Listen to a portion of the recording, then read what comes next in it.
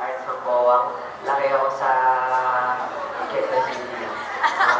Hindi ko talaga ina-expect na makakapasok ako dito sa HR Factor kasi unang-una, hindi talaga ako kumakanta. Masayaw lang.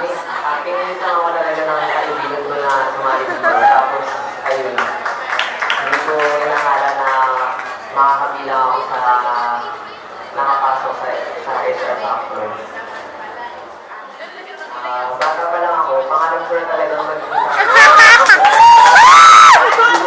hindi lang sapat na oras dahil sa mga studies ko, Studies? yun. Tapos, kahit na